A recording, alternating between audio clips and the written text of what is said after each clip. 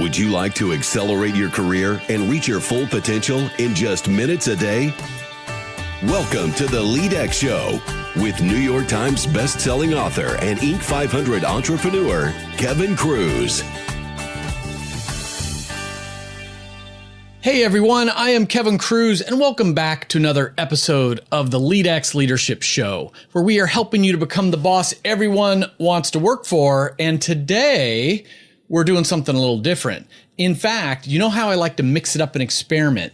Well, I'm going to be doing a series of interviews with people who are scaling leadership in their companies, meaning the folks who are driving the leadership development programs. How do we teach managers? How do we teach leaders to be great leaders who drive employee engagement? Now, if you're involved in leadership development yourself, this will be right up your alley. You'll hopefully get some new ideas, some new insights from others, or at least just get validation that you're doing everything that everyone else is also doing. You're doing things right. But even if you're an individual or a manager who doesn't have to train other managers, I think you're going to find it interesting to hear about the different ways other organizations are grooming their leaders. And you're going to hear me give my views on different personality assessments, the core competencies to be a great leader, and how we can measure leadership effectiveness. But before I introduce our guest, remember to check out the LEADx platform with Coach Amanda. We're doing about 40 demos a week, and the most common reaction we get is very cool, intriguing, and this is clearly the future. The LEADx app runs on your iPhone or Android, gives you access to thousands of leadership resources in the form of webinars, micro-learning videos, podcasts, and soon even business book summaries. And Coach Amanda, which is of course powered by IBM Watson, Coach Amanda will diagnose your personality, give you personalized management training, and help you to set and accomplish a career goal. Visit leadx.org to sign up for a free trial. So today, you're going to hear my conversation with Allyson Saccomandi, who is the Director of Leadership, Organizational Development and Engagement and Performance at Temple University Health System in my hometown of Philadelphia. I first met Allyson when she presented at the LEADx Scaling Leadership Summit, and I loved how she showed ROI of her leadership training program. So she was kind enough to invite me into her office to get even more details about what she's doing. Enjoy the conversation. So Allyson, we're sitting in a conference room right now, Temple Health. In your own words, tell me about Temple Health and your role, and then we'll go from there. So Temple Health is an academic medical center. It's located in an urban environment. We're in the great city of Philadelphia, by the way. We are in the great city of Philadelphia. Oh my gosh. We're an urban academic medical center in the city of Philadelphia. We have a number of facilities focused on community health, behavioral health, and overall healthcare for both the local community as well as nationally recognized programs that people come here for, high-end sort of opportunities for healthcare. What's your role here? How long have you been here? So I've been here about 4 years. It's my anniversary month. All right. Congratulations. I know. It has flown by. I should have brought you a present. You should have. I've been here about 4 years, and my title is Director of Leadership and Organizational Development. So I have responsibility for training and development across the entire health system. And I also have responsibility for performance management or performance management process, as well as leading the engagement process as well. So for people who aren't familiar with Temple Health, I mean, just ballpark, like how many employees are we talking about? Roughly how many people managers? We have about 10,000 employees, a little less than that, maybe 9,300 across all of the different entities. And we have probably 800 managers from the top level down to the frontline supervisor. And when you started, were you in a leadership development role? Or okay. And what was it like when you got here? So I have a strong background in human resources, mostly in a generalist type position, but training and development is something that has always been part of my career in some way. But for the last 8 years, I've been really focused on leader development. And so I came here as the Director of Leadership and Organizational Development. And what really was interesting about this opportunity is that there was nothing here as far as a structured training plan, training program, or training strategy. So it was really a build when I walked in the door. That didn't scare you away? Is a lot of work. And sometimes when we look back over 4 years, we are amazed at what we've really been able to accomplish. But more than that, what the organization, both the person I report to, John Lasky, who's our CHRO, but also the organization has just been really supportive of what we're trying to accomplish here. And I can't say enough about that because you need everyone on a team to be successful. And so the whole organization has supported this team. And Allyson, I probably will mention this in the intro of the podcast, but just so everybody knows, we met late last year. And you were part of that Scaling Leadership Summit we put together in Philadelphia to bring together, peers to talk about things. And, I was sort of blown away by both all that you had accomplished in the 4 years and that you feel like you saw some actual measurable results, like business results. Sometimes people can't necessarily say that. And so we'll get to the results, but sort of walk us through what are some of the things you're doing, let's say, for new managers, first-time managers? What kind of things do you do to support more senior executives, senior leaders? Sure. So when we got here, we had a two-pronged strategy. The first prong was really to put an engagement process in place, and that included a regular process to survey our employees across the system in order to gain feedback on things that we were both doing well and places that we needed to work. And one of the things that we've done differently here that I hadn't seen before until I got here was that we were able to drive those results all the way down to the frontline supervisor and then make the supervisor accountable for those results. And what I mean is we'd survey the employees, we'd get the results back, and they're able to go in and look at their data. So it was confidential. So for smaller teams, obviously, you'd have to combine. But for teams that were larger, they were able to see the data that the employees had on their team. And then they were responsible for coming up with their own action plan.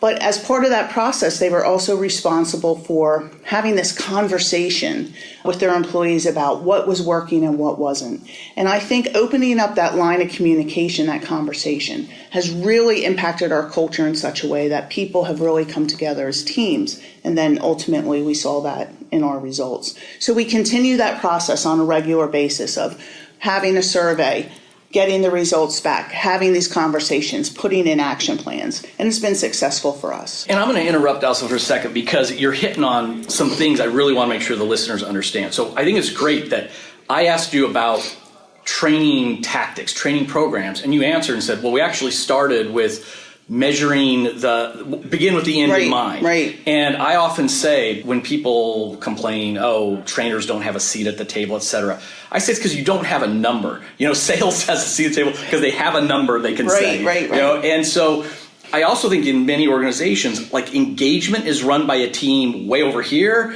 and management development's way over here. And it's like, no. 70% of engagement is tied to the manager. Right. So that management development, leadership development should own engagement. So the fact that you started with engagement, started with that measure is awesome. And then when people are always asking, well, why are so many people disengaged and how come we can't move that needle? I think a lot of companies, they do those surveys and they hold the numbers at the top, and it becomes like a VP of HR action plan of, we need to do more communications, we need to do more benefits. The secret, which you're doing, it's actually grassroots. If you want to move engagement, you have to give the managers their results and have them talk about it and action plan at that team level. So I just want to make sure the listeners are really understanding, like these are some key points. And I think it's a heavy lift to say that you want to do that you want to go all the way down to that frontline supervisor. And initially it was, but the work was worth it because the results in the end have really been positive for us. And I think that there's a lot of value in looking at the top line across an organization and picking an organizational goal. But there's also tremendous value in knowing exactly what your employees are saying at the team level and then working with them. Like that's the key. What's our action plan that we're creating together so that we can move it forward? So you've seen engagement results increase over the 4 years? Absolutely. Ballpark by how much? It's increased about 14%. Wow. So in the last survey, we're gearing up for another survey. But we have increased from, I think, the 44th percentile when you compare us against all academic medical centers to the 58th percentile in our last survey. We're looking to increase from there this next survey round. And then when you look at our Northeast Urban benchmark, because we want to measure ourselves against people who are like us, we've gone from the 64th percentile to 73rd percentile. So these are really hard number results comparing us against people who are like us. And so we're really excited about them because it demonstrates, the hard work that our employees put in. Great. So 4 years ago, you start with let's measure engagement. Let's make sure people are getting their scores, their action planning. What else are you doing to support leaders here? So the second part of the strategy was to really build employee development strategy. And so the first thing we did was put in 3 different tiers of development opportunities. The first one was obviously for our emerging leaders. So for those people identified who had leadership skills, maybe not even looking to be a supervisor, but we put in a program in order to build those types of skills for people to be able to move ahead. The second level obviously was like a management foundations course. And the reason we focused on that was just the amount of activity that we saw inside of our employee relations function.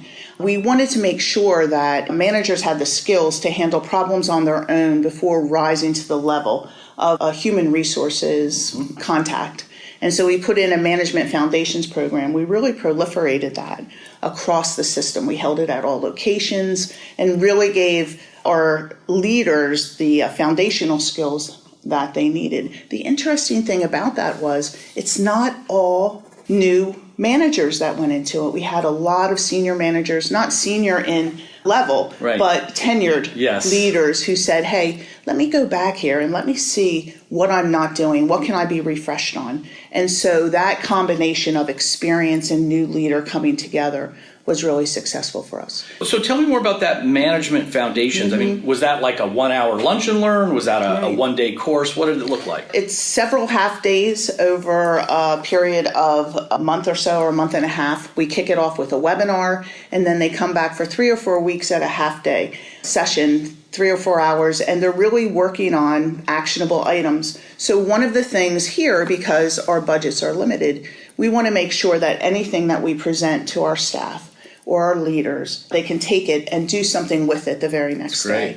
So that's the type of opportunity it presented to us so that they could go out and just really implement these skills. And then to follow up, what we do is we send a coaching kit out to the managers afterwards. So whoever attends the class, their manager gets a coaching kit, and they go back out and they're able to have a conversation with their manager on the types of things that they would be implementing, whether it's performance, whether it's goal setting, whether it's having a conversation with their employees, whatever that actionable item is, the manager knows what the content is, and they can coach their employee to continue the learning on the job. And again, I'm just going to underscore that for the listeners that too often training is viewed as like a one and done. You kind of do it to somebody and now they're done. And of course, the horrible truth is there's that knowing doing gap. Just because someone's been trained doesn't mean they actually then do it or apply the new skill back on the job. They either forget, we get busy, whatever. So you've gone that extra step, thought through with that coaching kit to say, all right, how are we going to help them to apply the new skills back on the job? How are we going to reinforce it beyond just that training half-day session? So that's great. And then the third level of that was to put in a program for our mid to upper level leaders, directors and above, I would say. And it is around really those upper level skills that they need. So who am I? What's my thinking style? How does that impact my team and the team around me? How do I build a team? How do I have great conversations? And how do I communicate in an appropriate manner? And then how do I optimize my decision making? So those 4 components come together in a 4-week program that we run every spring. And we bring 35 to 50 managers, leaders, director level and above together to go through that higher level program, which includes sort of a social learning component where we bring the participants together in a social learning platform and have them do follow-up learning after each session, have them interact with each other and have conversations with each other. And then that continues after they leave the program, they have that connection through this social media platform. And are you finding that they are using that platform? They're not finding, I'm too busy to log in and I do think that stuff? that, some people have energy for it Right. and other people find themselves too busy. One thing that people ask us all the time from that program is because such a bond forms during those 4 weeks, how can we come back together? Mm-hmm. And so we're really looking at creating this year what we're calling a network resource group, where any graduates of that program can come together for some other type of learning activity. It could be a speaker, it could be a 1-hour session, it could be maybe a half-day workshop, and it'll be strictly voluntary. But for those people that really want to build that network, we feel strongly that if you build a network and learn together as people move up in an organization, the critical relationships that you have to have will already be there. So it should make your transition smoother. Right. So this network resource group is something we're looking to launch this year. I think that's a unique benefit that a lot of learning and development teams can provide is creating those social bonds, breaking down the walls by building relationships. And I remembered years ago when there was debate about whether e-learning was as good as classroom or something, and someone split some new hires. So it was orientation, and some was the classroom based, and others was all remote. These were work from home folks. What they found was that the knowledge transfer, the satisfaction was the same. It was equivalent. But a year later, a lot more people in the e-learning group had left the company. And the thinking is like they didn't have the social bonds that formed, for those tough times or stressful times or what other opportunities are out there in this organization times. But the people who were in the classroom for a week, the first week when they're all on board, they had that and kind of stuck together. So I think it's great you're thinking about that network resource group. So, you've put a lot of programs into place, again, thinking about your different levels from your high potentials, your hypos, your new managers, all the way up to the mid and upper level. Anything else you want to share about the development and support program that you've got in place now? So I think the other thing that we're really focusing on right now is looking at a robust talent review and succession planning platform.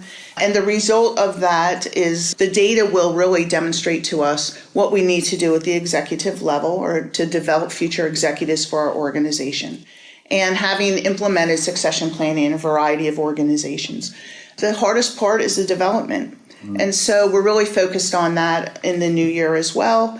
Who are identified successors? What do they really need to prepare for that next executive level role? And then trying to really understand what that process will look like and how we can bring those groups together as well. So future executives in this organization, bringing them together at some type of learning opportunity, but also having something very specific for what they need to get to where they need to go.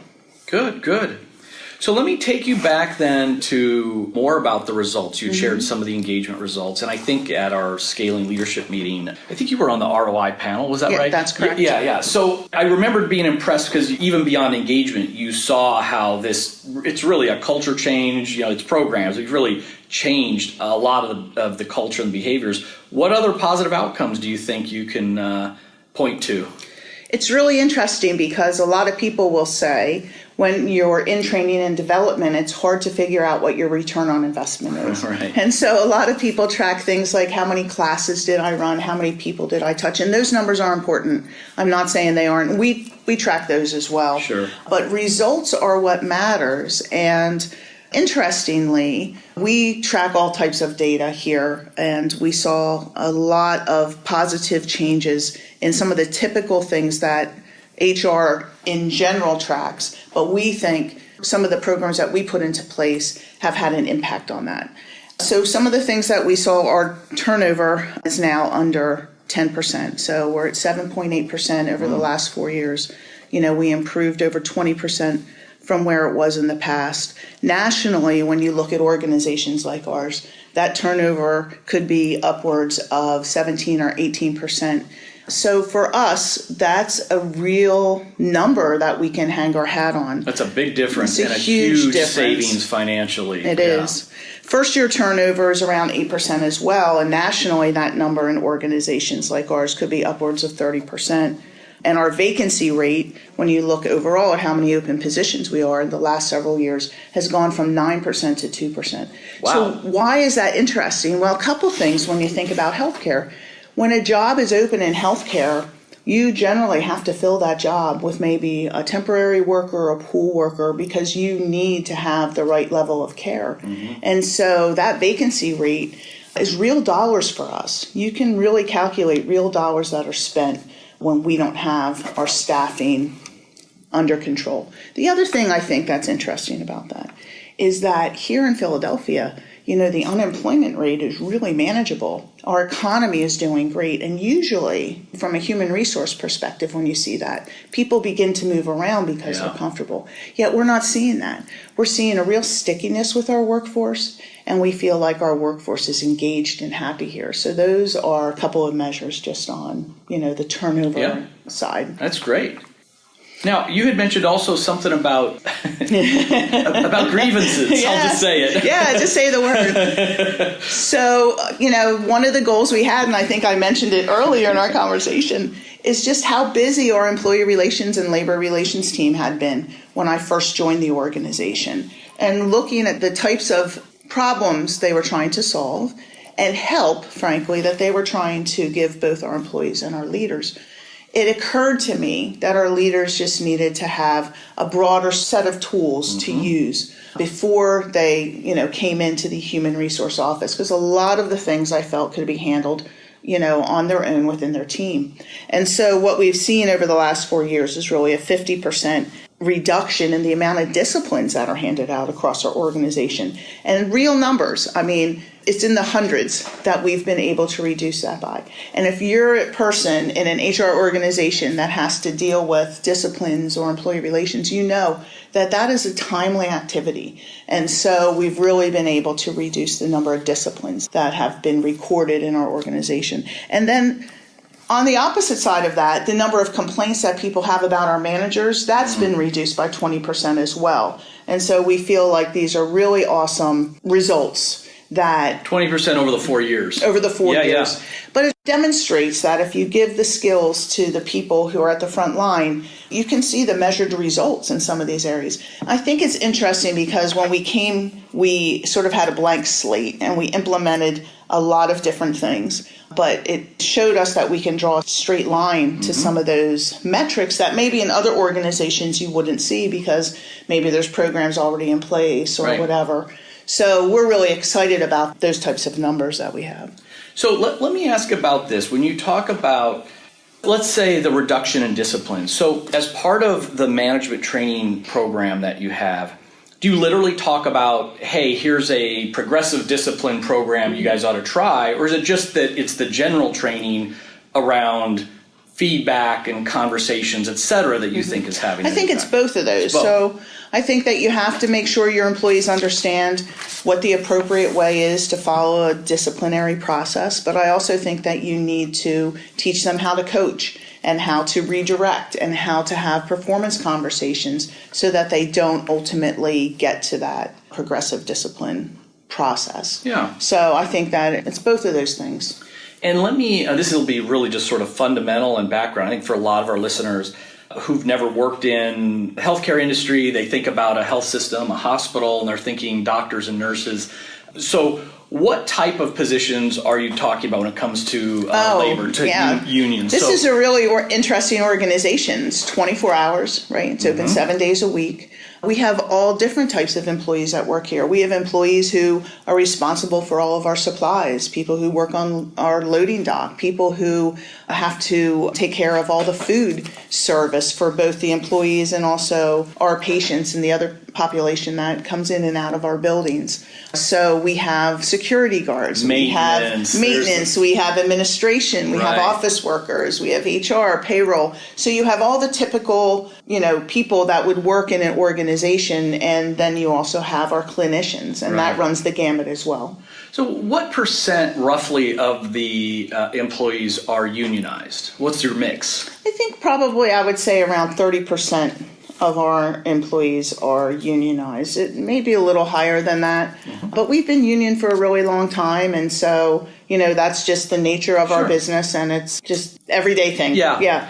Now, in the organizations that I've seen that have union employees, I almost always see a little bit of a difference in engagement scores between union and non-union.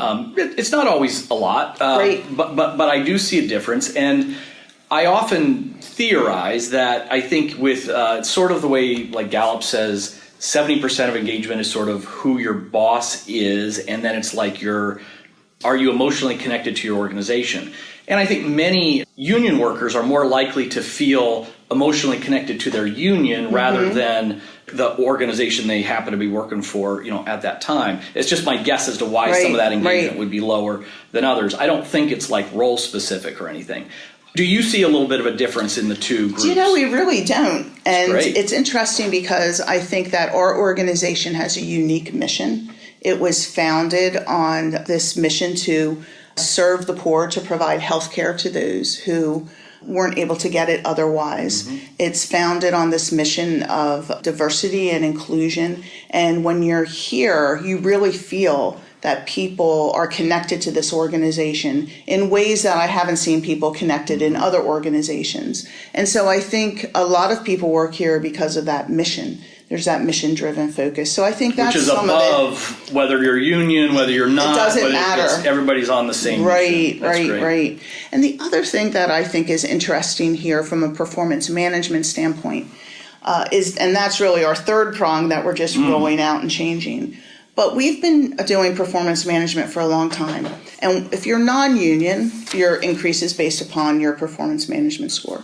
But if you're unionized, your increase is based upon whatever your union contract says. But here, we still place a high value on completing a performance evaluation every year on every single employee. We're at 99% every year. Wow. Right? So really making that connection, giving people feedback and telling them how they're doing. I can tell you whether you get a raise or not, you want your performance score to be the right score, right? If people don't get the right score, whether there's an increase attached or not, they're coming to see you and they want to know why.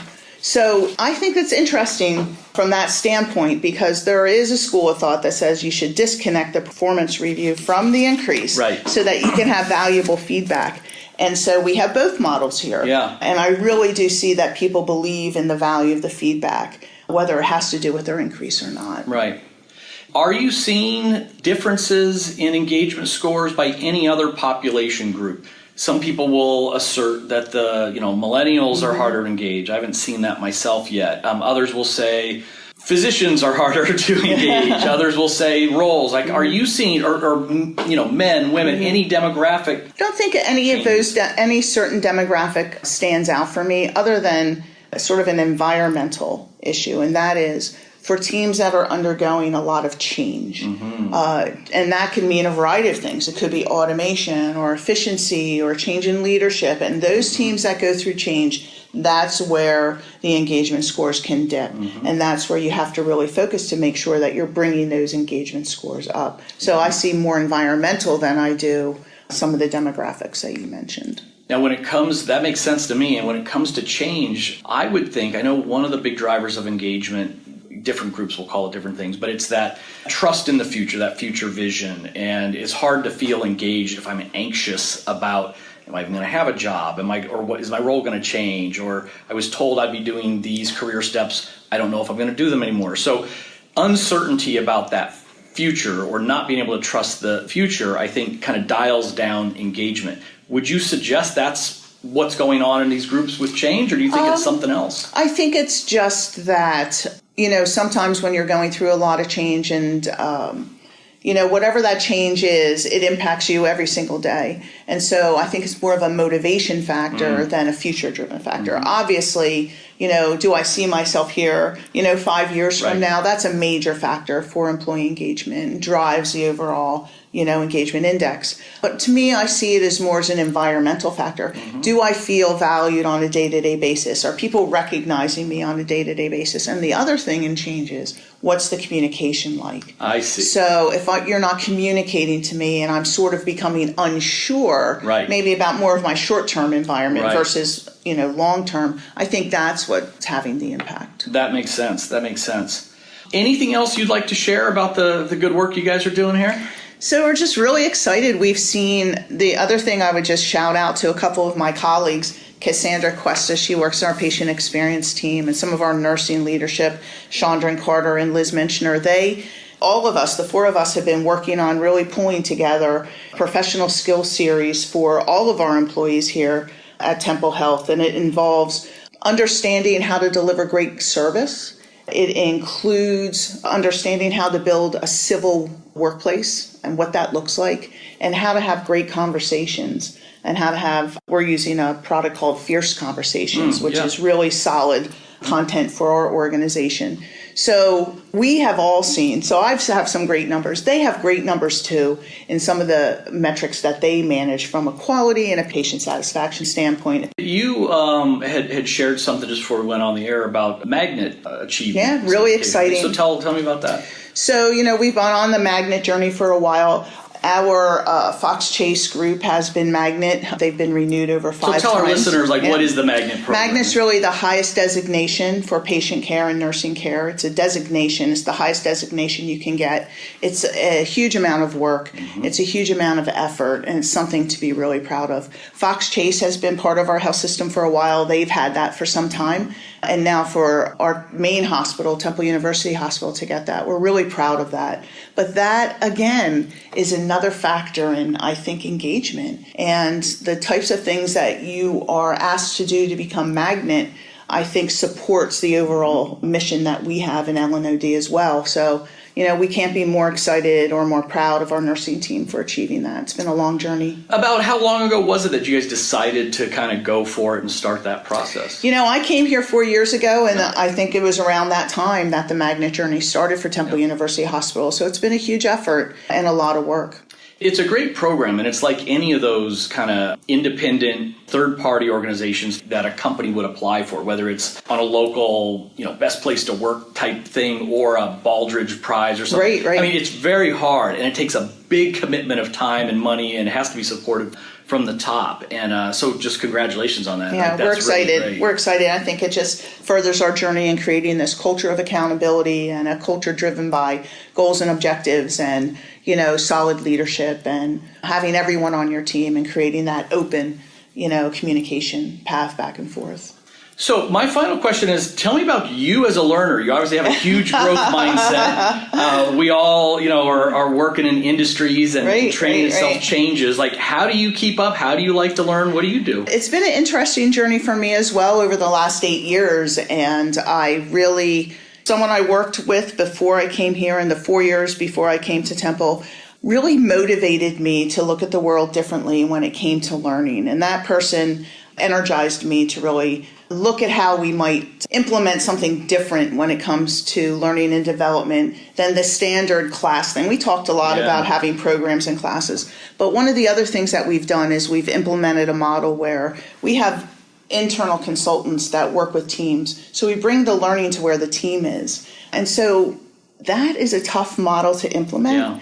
And as a team, we have to be very nimble. And so we are always out there trying to figure out what's the next new thing, what's something that's going to work for our culture and our industry, how can we better ourselves so we can better serve our client. So we try and take that same customer service mindset that we are trying to implement or have implemented for our patients, and we try and serve our internal clients the same way. But to do that, you have to stay out front. Right. So we're always, doing some type of training over the last year and investing in ourselves in that way. Are you personally more of a reader, a video? Do you like conferences, magazines? Reading is less for me as I get older. I love to read. But reading to learn doesn't hold my interest as much as, maybe going to a workshop or a networking opportunity or, listening. I do a lot of listening online to different things, podcasts and books. Yeah. Sometimes that's just better for me. Yeah. It's amazing from when I have my author hat on, I look at the publishing data. There has been a huge move from printed books to audiobooks. It's like exponential growth. And I think it's in this crazy, busy world we all work in now.